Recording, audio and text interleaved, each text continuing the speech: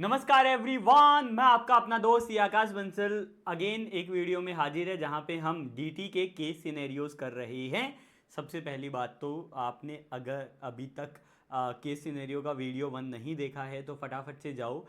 इसी YouTube channel पे playlist है एक डीटी केस सिनेरियोज के नाम से, वहाँ पे जाइए और वहाँ पे केस स्टडी नंबर 1 एंड 2 ये ज़रूर देख लीजिएगा। आज हम केस सिनेरियो नंबर 3 स्टार्ट करने वाले हैं एंड इस चैनल को सब्सक्राइब जरूर कर लेना क्योंकि यहाँ पे बहुत सारा फ्री कंटेंट आपके लिए आने वाला है। एंड अगर आप लोग मुझसे कनेक्ट रहना चाहते हैं, अगर डाउट्स पूछने के लिए कनेक्टेड रहना चाहते हैं तो इसी वीडियो के डिस्क्रिप्शन में मैंने व्हाट्सएप एंड टेलीग्राम के लिंक्स दिए हैं, वहाँ पे आइए, कनेक्ट करिए एंड कोई भी आपका डाउट होगा वो ज़रूर सॉल्व किया जाएगा। हक से सीए, इस बार अपने को पास होना ही है चाहे कुछ भी हो जाए। चलो जी, केस स्टडी नंबर 3 की तरफ चलते हैं बेटा। अच्छा, इनको सॉल्व करने से पहले सबसे पहले आपको एक वीडियो देखनी है जिसका टाइटल है कि how to solve case study, how to solve case study minimum time में। वो वाला वीडियो जरूर देख लेना। वहाँ पे मैंने आपको ये बताया है कि केस स्टडी को अप्रोच करने का बेस्ट तरीका क्या होता है। ये जो केस सिनेरियो नंबर 3 है, मैं ये आप ही के साथ पढ़ रहा हूँ, आप ही के साथ पहली बार सोल्व कर रहा हूँ, तो लेट्स सी अपन इसको सही सोल्व कर पाते हैं कि नहीं। जितने भी बच्चे वीडियो देख रहे हैं आ जाइए, हम सोल्व करते हैं। ट्राई कीजिएगा एक की स्पीड पे देखें ताकि आप मेरे साथ साथ सोल्व करो। और ये वीडियो देखते टाइम प्लीज़ एक नोटबुक और एक बुक भी अपने साथ रखना ताकि आप ये वीडियो भी देखो और मेरे साथ साथ सोल्व भी करो, ताकि आप मेरे साथ साथ इसको रिवाइज भी कर सको और बाद में आपको वापस से देखने की ज़रूरत ना पड़े। चलिए जी, स्टार्ट करते हैं बच्चा। मिस्टर किशन है जो कि engaged in following activities on agriculture land situated in India, total area of land is 5 acres. सब मिस्टर किशन कुछ एक्टिविटी कर रहे हैं। सबसे पहला, he grows saplings and seedlings in a nursery spreading over on 1 acre land, the sale proceeds of which is 5 lakh. Sir वो पहले तो नर्सरी में आपका सैपलिंग और सीडलिंग्स लगा रहे हैं, तो सर यहाँ पे नर्सरी ऑपरेशन आपको याद होगा आपकी एग्रीकल्चर इनकम मानी जाती है even if there are no basic और सब्सिक्वेंट ऑपरेशंस, ठीक है। Cost of cultivation is 1,40,000। Basic operations are not performed on growing sapling and seedlings. कोई बात नहीं है, अगर बेसिक सब्सिक्वेंट ऑपरेशन नहीं भी है तो भी ये क्या मानी जाएगी बेटा, आपकी इनकम मानी जाएगी, ठीक है बच्चा। चलिए जी, ये एग्रीकल्चर इनकम मानी जाएगी। तो आपका जो सेल प्रोसीड है वो है 5 लाख और कॉस्ट है 1,40,000, तो इनकम कितनी हो गई, 3,60,000 की इनकम हो गई। आगे चलें, चलो। ही grows cotton on 3 acres of land, 40% of the cotton produce is sold for 4 lakh. Sir वो 3 एकड़ में कॉटन उगा रहे हैं जिसमें से 40% जो कॉटन है वो 4 लाख में बिक गई है। The cost of cultivation of which is 2,25,000, तो 1,75,000 मेरा इसका प्रॉफिट आ गया, एग्रीकल्चर इनकम आ गई। The cost of cultivation of balance 60% of the cotton is 3,37,500, market value of the same is 6 lakh.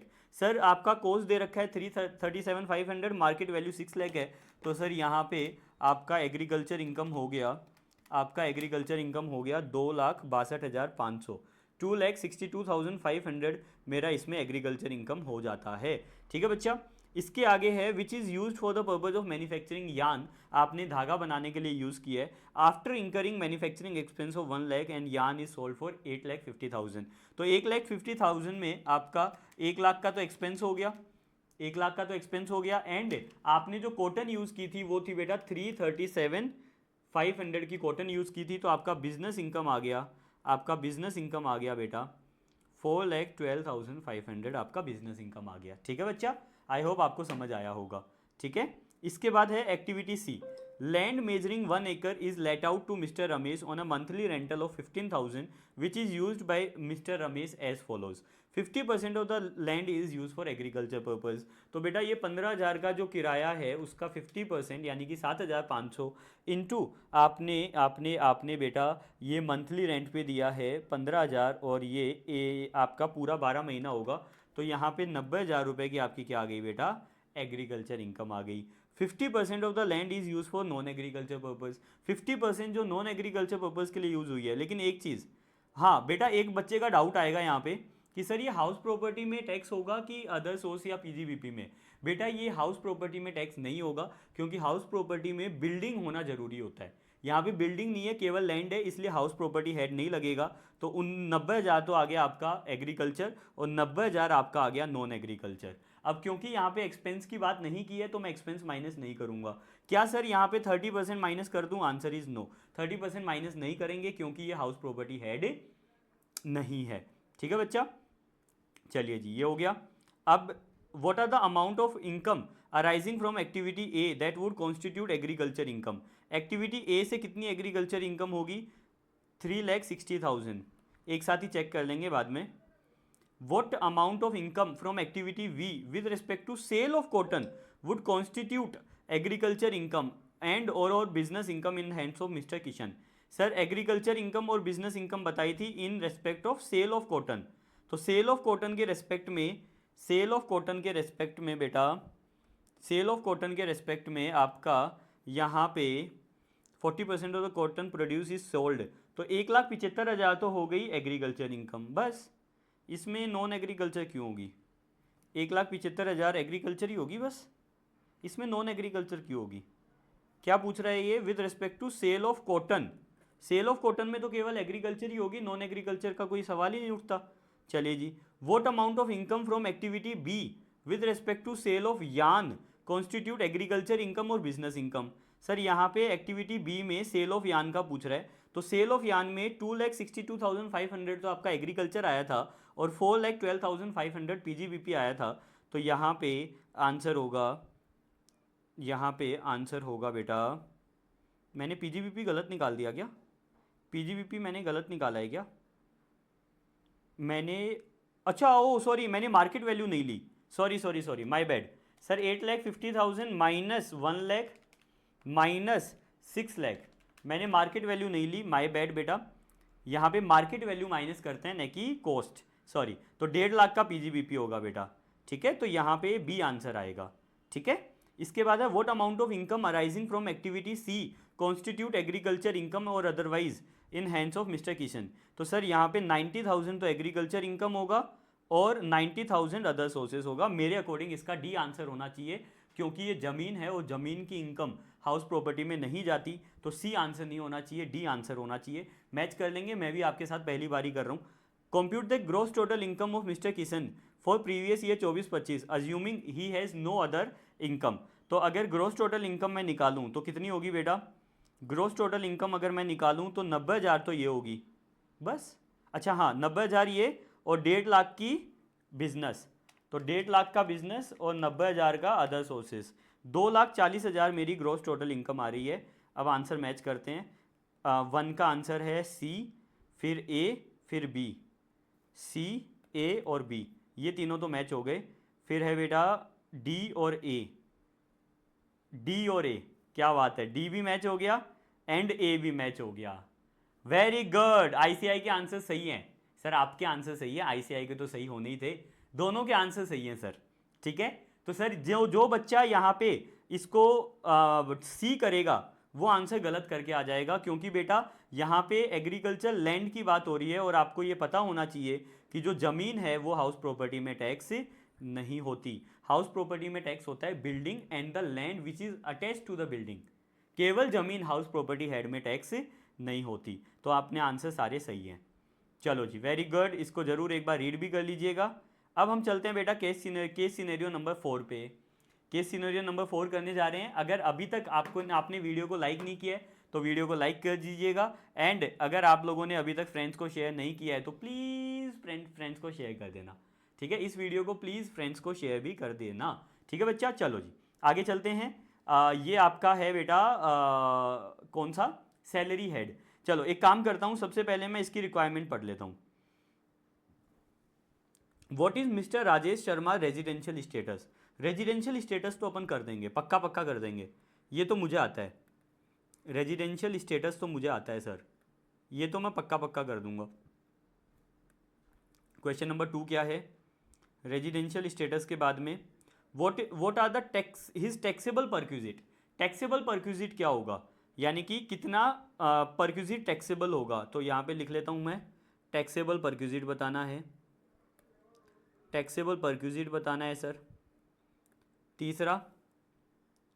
तीसरा क्या है? What is the income chargeable under head salary, under head salary बतानी है, इसमें रेज्यूम नहीं बताया है, रिज्यूम के बारे में कुछ भी नहीं बताया है, मेरे को सैलरी बतानी है, सैलरी हेड में इनकम कितनी होगी ये बताना है, रिज्यूम के बारे में इसमें तो नहीं बोला एटलीस्ट, ठीक है। इसके बाद है what is the total tax liability, बस 4 ही है क्या, चलो एक बार टोटल टैक्स लाइबिलिटी और लिख लेते हैं। चौथे में अपने को बताना है बेटा टैक्स लाइबिलिटी, ये चीज़ें आपको भी एग्जाम में करनी है बेटा, जो आपको रफ मिलेगा ना उस रफ में आपको इसी तरीके से करना है बेटा। इसके बाद है what would be the total tax liability of mister Rajesh if he does not exercise the option of shifting out of default tax regime and page under default tax regime, यानी कि न्यू टैक्स रिजीम में आपको liability बतानी है, आपको new tax regime में tax liability बतानी है, टैक्स लाइबिलिटी अंडर 115 BAC, ये था बेटा ओल्ड टैक्स रिजीम, ठीक है। चलो अब क्वेश्चन स्टार्ट करते हैं, मेरे साथ साथ आप भी सोल्व कीजिएगा, प्लीज़ आप नोटबुक लेके बैठना और मेरे साथ साथ जरूर सोल्व कीजिएगा, ठीक है बच्चा।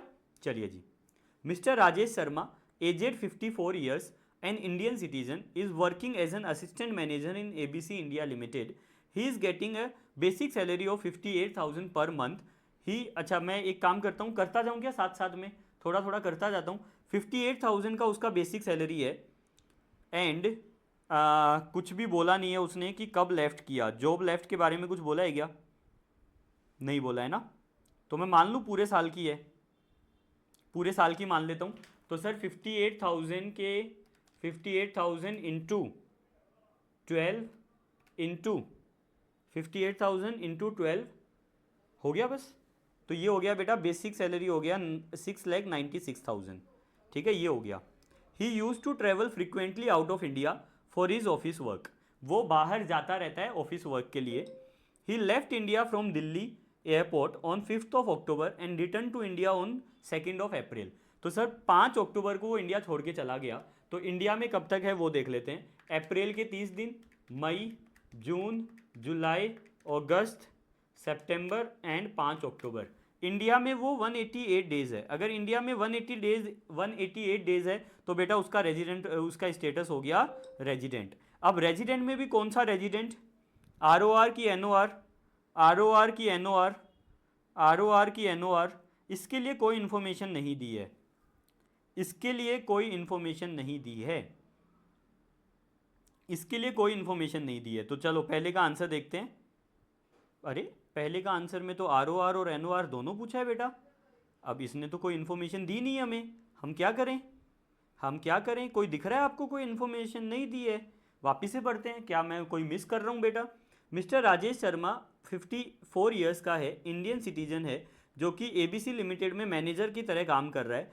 ही use to travel frequently out of India for his office work, he left India from Delhi airport on 5th of October and return to India on 2nd of April, ठीक है।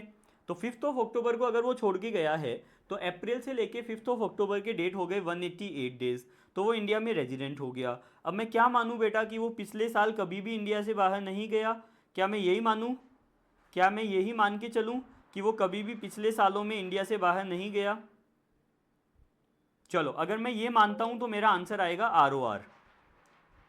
अच्छा पहला आंसर है ना बेटा, रेजिडेंट है but can not be determined ROR और NOR from the given information, तो मेरे अकॉर्डिंग इसका A आंसर होना चाहिए, इसका A आंसर होना चाहिए। वेरी गुड, आप बच्चों का भी बिल्कुल सही आंसर है, A आंसर होगा, क्योंकि हमें इंफॉर्मेशन सफिशिएंट नहीं दी है इसलिए हम ROR और NOR नहीं निकाल सकते। चलिए जी आगे चलते हैं बच्चा, आगे चलते हैं, आगे चलते हैं, आगे चलते हैं, आगे क्या है। For the previous year 24-25 following information are relevant, ठीक है। DNS अलाउंस दे रखा है 10% of basic pay considered for retirement purpose, तो 10% ऑफ बेसिक पे आपको DA दे रखा है, तो आपका DA हो गया बेटा 69,600, ये हो गया बेसिक पे और ये हो गया आपका DA। चलो जी बोनस दे रखा है बेटा, तो मैंने बोनस भी लिख लिया, 98,000 का बोनस दे रखा है, ठीक है सर। इसके बाद में medical allowance paid during the previous year 24-25 amounting to ₹60,000, sir medical allowance उसने पे किया है, मेडिकल अलाउंस, अलाउंस पे किया है मतलब अलाउंस मिला है, हमें पैसा मिला है 60,000। अब आप लोगों को याद होगा कि अगर आपको मेडिकल अलाउंस मिलता है तो वो परक्यूजिट टैक्सेबल है, अगर मेडिकल ट्रीटमेंट मिलता तो वो टैक्सेबल नहीं होता। तो सर मेडिकल अलाउंस टैक्सेबल है, तो 60,000 का पूरा पूरा टैक्सेबल हो जाएगा। याद आ गया आपको? अगर आपको मेडिकल अलाउंस मिलता है तो टैक्सेबल है, लेकिन अगर आपको मेडिकल का रिम्बर्समेंट मिलता है, खर्चा मिलता है, मेडिकल ट्रीटमेंट मिलता है, तो वो टैक्सेबल नहीं है बेटा। He was also reimbursed medical bill of his mother amounting to ₹15,000। उसको मम्मी के पैसों का रिम्बर्समेंट भी मिला है 15,000। अब बच्चा याद करो कि मेडिकल के केस में आपका क्या क्या कवर था बेटा? मेडिकल के केस में if I am not wrong house hold cover था। तो हाउस होल्ड में क्या पेरेंट्स आता है, ये एक बार देखना पड़ेगा। क्या हाउस होल्ड में पेरेंट्स आता है, ये एक बार देखना पड़ेगा। तो इसको मैं 15,000 रुपये मदर के लिए आपने मेडिकल बिल रिम्बर्स किए हैं, तो शायद सर ये इनकम बनेगा। एक बार आई नीड टू चेक कि 15,000 का क्या होगा। आगे चलते हैं बेटा। He was also transferred a laptop by the company of ₹15,000 on 31st of December 2024. The laptop was acquired by the company on 1st of October 2021 for 1 lakh. Company was charging depreciation at the rate of 31.666%, assuming useful life of laptop is 3 years. Sir company ने क्या depreciation charge किया, इससे हमें कोई मतलब नहीं है। हमें ये देखना है कि कंपनी का जो लैपटॉप था वो 1 लाख रुपए का था और उन्होंने खरीदा 1 अक्टूबर को। अगर 1 अक्टूबर को लैपटॉप खरीदा है तो हमें ईयर देखने हैं बेटा। 1 अक्टूबर से पहला ईयर खत्म होगा 1 अक्टूबर 22 को। तो आपको याद होगा कि अगर आपने लैपटॉप कंपनी ने आपको दिया है तो उस केस में बेटा डेप्रिसिएशन का रेट होता था 40% ऑन WDV। ठीक है, 40% ऑन WDV रेट होता था। तो यहाँ पे एक सेकंड रुकिएगा बच्चा।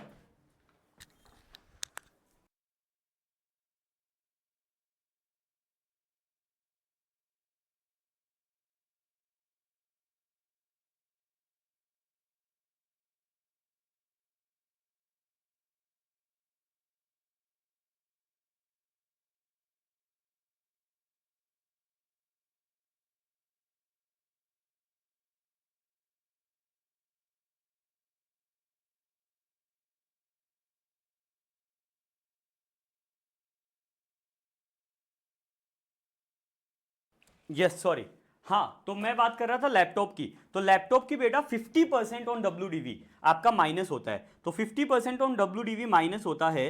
तो यहाँ पे 1 लाख रुपए का लैपटॉप था, तो पहला साल होगा 1 अक्टूबर 21 से लेके 1 अक्टूबर 22। तो पहला साल हो गया, तो 1 लाख माइनस 50% यानी कि 50,000 हो गया बेटा। इसके बाद में बचे हुए 50,000 पे अब बेटा माइनस होगा 22 से 23। तो 22 से 23 माइनस होगा तो 25,000 और माइनस हो जाएगा, तो ये बचा 25,000। अब बेटा 22 से 23 में आ गए अपन, फिर 23 से 24। 23 से 24 क्योंकि पूरा एक साल हो गया तो 50% और माइनस होगा, तो 12,500 और माइनस होगा। तो मेरा आंसर आया 12,500। अब बेटा कंपनी ने ये लैपटॉप ट्रांसफर किया है 15,000 में, तो इसका मतलब कोई भी परक्विजिट नहीं है। सर यहाँ पे वापिस से देख लेते हैं, 1 अक्टूबर से लेके पहला 22 को, फिर 23 को, फिर 24 को। हाँ तो बेटा यहाँ पे कोई भी परक्विजिट नहीं है, यहाँ पे कोई भी परक्विजिट नहीं है। मेरा ये आंसर है कि सर क्योंकि 12,500 मेरा WDV आ रहा है और कंपनी ने 15,000 रुपये में ट्रांसफ़र किया है, तो कोई भी परक्विजिट नहीं है। तो सर ये हो गया 0। इसके बाद है ही वॉज ऑल्सो रिम्बर्स्ड। अच्छा ये और देख लेते हैं बेटा, ये मदर वाला और देख लेते हैं। एक सेकंड रुकना बच्चा, मदर वाला और देख लेते हैं, कंफर्म कर लेते हैं कि अगर मेडिकल का खर्चा, मम्मी जी का मेडिकल का खर्चा रिम्बर्स किया, तो सर मेडिकल फैसिलिटी में यहाँ पे लिखा गया है कि अगर रिम्बर्स किया है तो इन केस ऑफ, लेकिन बेटा यहाँ पे एक चीज़ है बेटा, यहाँ पे एक चीज़ है, ये क्या बोल रहा है, रिम्बर्स मेडिकल बिल्स। ठीक है, तो मेडिकल बिल्स तो तभी अलाउड है जब वो प्रिस्क्राइब डिजीज़ हो या फिर गवर्नमेंट हॉस्पिटल में किया हो। तो यहाँ पे गवर्नमेंट हॉस्पिटल तो कुछ बोला नहीं है, तो मैं टैक्स करूँगा। चलो जी, फिर है he was reimbursed a salary of house servant of ₹4,000 per month. अगर हाउस सर्वेंट का उसको सैलरी रिम्बर्स हो रहा है, तो आपको याद होगा कि अगर आपने हाउस सर्वेंट दिया, अगर हाउस सर्वेंट आप खुद देते हैं, तो वो बेटा हर एक एम्प्लॉय के केस में टैक्सेबल होगा। सॉरी, वो स्पेसिफाइड एम्प्लॉय के केस में टैक्सेबल होगा। लेकिन अगर आप हाउस हेल्प का पैसा रिम्बर्स करते हैं तो वो हर एक एम्प्लॉय के केस में टैक्सेबल होगा। तो सर यहाँ पे 4,000 इंटू 12 यानी कि 48,000 आपकी इनकम बन जाएगी। ठीक है बच्चा, चलो ये भी हो गया। फिर अब professional tax paid by the employer, तो पहले 2,400 का इनकम बन जाएगा और उसके बाद 16(2) के अंदर इसका डिडक्शन भी मिल जाएगा। ठीक है बच्चा, 16(3) के अंदर। ठीक है, चलिए जी आगे चलते हैं। 400 equity shares allotted by ABC India limited at a rate of 250 per share against the fair value market value of 3,50,000 per share. तो सर यहाँ पे 100 रुपये मेरी इनकम बन जाएगी, तो 400 इंटू 100 यानी कि 40,000 रुपये मेरी इनकम बन जाने वाली है। चलिए जी, short term capital gain on sale of shares and ये ऑल टैक्स रिजीम है, ऑल टैक्स रिजीम है। ठीक है बच्चा, तो सबसे पहले मैं एक काम करता हूँ, इनकम सैलरी निकालता हूँ, सैलरी मेरी सही आ रही है कि नहीं। 6,96,000 plus 69,600 plus 98,000 plus 60,000 plus 15,000 plus 48,000 plus 2,400 plus 40,000 minus ये अभी तक का आ गया बेटा 1029। इसमें से माइनस होगा 50,000 क्योंकि ऑल टैक्स रिजीम है, और माइनस होगा 2,400। ठीक है बच्चा, तो ये मेरा आंसर आ रहा है 976,600। देखते हैं मैच हो रहा है कि नहीं। चलो ओके, यस मेरा ए आंसर आ रहा है इसमें, थर्ड में ए आंसर ही है क्या बेटा, थर्ड का ए आंसर। चलो थर्ड का आंसर मैच हो गया। अब इसमें बी में पूछा था बेटा, इसने बी में पूछा था what will be the taxable perquisite for assessment year 25-26। Assessment year 25-26 के लिए टैक्सेबल परक्विजिट क्या होंगे। तो बेटा टैक्सेबल परक्विजिट के केस में यहाँ पे ये अलाउंस है मेडिकल का, ये रिम्बर्समेंट है, तो ये एक टैक्सेबल था, 15,000 रुपये परक्विजिट टैक्सेबल था। ठीक है, लैपटॉप पे 0 आंसर आया था, यहाँ पे 48,000 रुपये टैक्सेबल था, ये भी परक्विजिट है बेटा। ठीक है, हाँ तो सर, और ये 2,400 ये भी परक्विजिट है। तो सर मेरा आंसर आ रहा है 65,400। 65,400 माइनस 2,500 अगर मैं करता हूँ, एक सेकेंड कुछ मिस कर दिया क्या सर। ये डीएनएस अलाउंस परक्विजिट नहीं होता, बोनस परक्विजिट नहीं होता, मेडिकल अलाउंस परक्विजिट नहीं होता। मेडिकल बिल 15,000 का मैंने लिख लिया, 15,000। इसके बाद में लैपटॉप का 0 आंसर आया, यहाँ पे 48,000 रुपये आंसर आया, ये परक्विजिट होता है। इसके बाद में अच्छा हाँ ये भी तो है 2,400, ये प्लस ये भी तो है, कितना था 40,000। तो सर आंसर आ रहा है 1,05,400। सी आंसर आ रहा है, देखते हैं सी आंसर है क्या।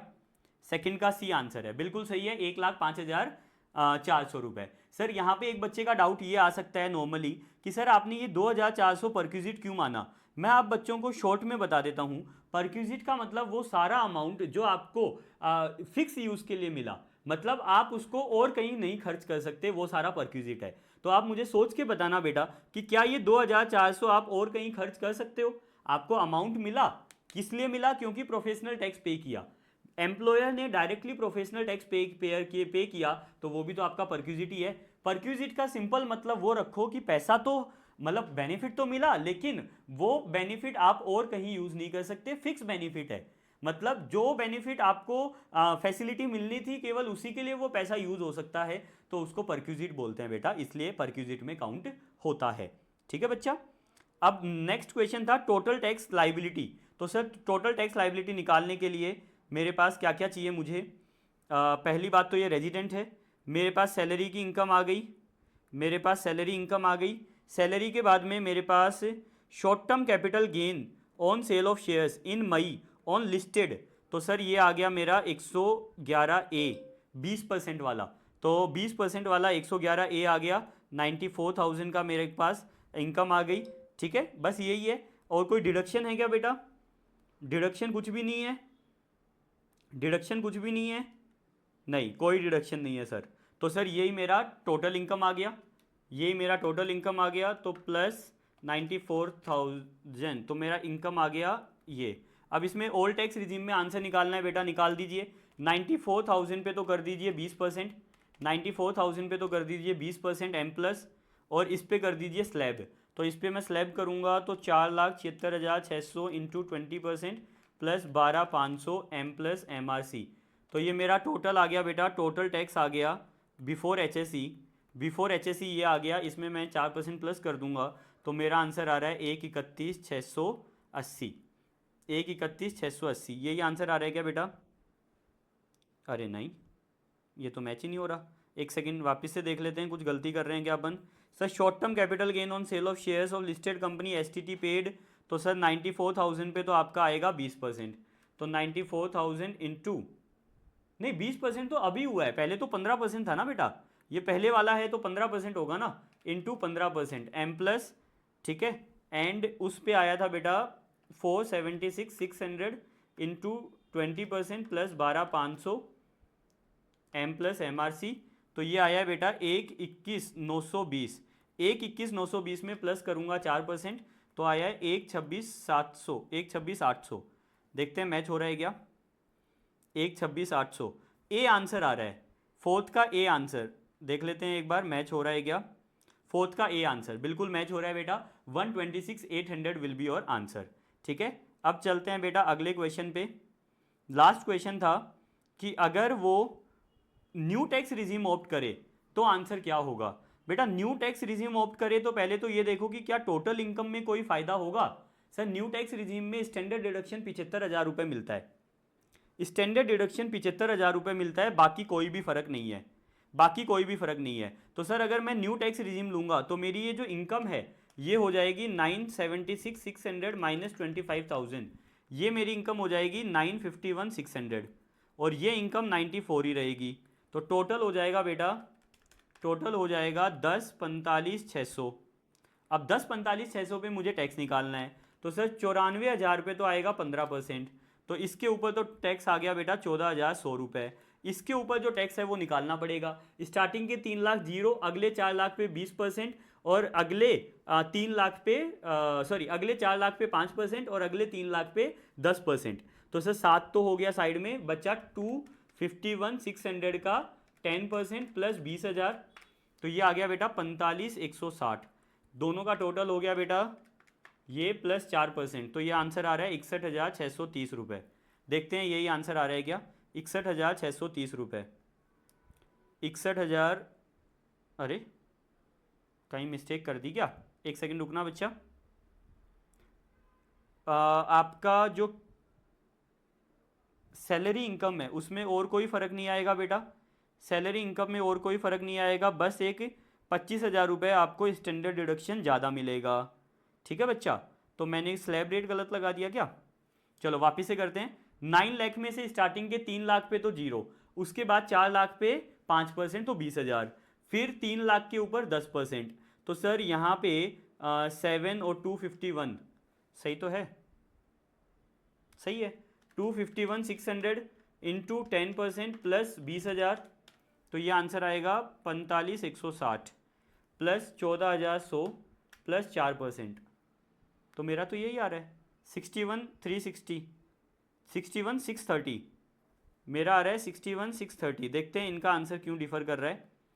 फिफ्थ में इनका आंसर आ रहा है बेटा 61,880, कैसे आया, अच्छा हाँ प्रोफेशनल टैक्स अलाउ नहीं होता ना बेटा, प्रोफेशनल टैक्स अलाउ नहीं होता, करेक्ट सर, उसमें प्रोफेशनल टैक्स अलाउ नहीं होता न्यू टैक्स रिजीम में। तो यहाँ पे ऐड करो बेटा 2,400 ऐड करो, तो सर इसमें से 976,600 माइनस 25,000 प्लस 2,400, तो मेरा आंसर आएगा 954। और 954 में हम क्या करने वाले हैं बेटा, 954 में हम माइनस करेंगे 7 लाख, इंटू करेंगे 10% प्लस करेंगे 20,000, ठीक है, तो ये आएगा 45,400, 45,400 में प्लस करेंगे 14,100, तो ये आएगा 59,500 और इसमें प्लस करेंगे 4%, तो आपका आंसर आएगा 61,880। करेक्ट है, 61,880 will be your answer, this is your correct answer, क्योंकि प्रोफेशनल टैक्स का डिडक्शन आपको नहीं मिलता है अंडर न्यू टैक्स रिजीम।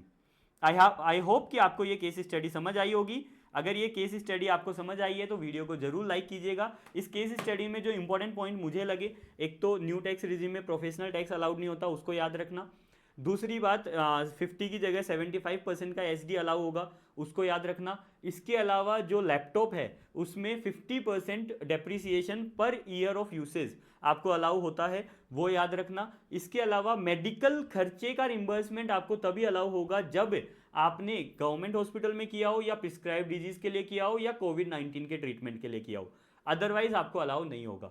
इन चीज़ों का ध्यान रखना। आई होप आपको ये दोनों केस स्टडी समझ आई होगी। Thank you very much for watching the video. If you want to stay connected, description में मैंने लिंक्स दे रखी है, वहाँ पे जरूर कनेक्ट करना बच्चा। एंड बहुत सारे फ्री रिसोर्सेज मैंने यूट्यूब पे अपलोड किए हुए हैं, उनको जरूर चेकआउट करना। आप लोगों को मैंने रिविजन लेक्चर्स भी यूट्यूब पे अपलोड किए हुए हैं, उनको भी जरूर चेकआउट करना। Thank you very much, bye bye, take care, सबा खैर। मिलते हैं अगले केस सिनेरियो के वीडियो में। इस वीडियो को लाइक करो, चैनल को सब्सक्राइब करो और कमेंट करके बताओ ये वीडियो कैसी लगी। Thank you, bye bye, take care.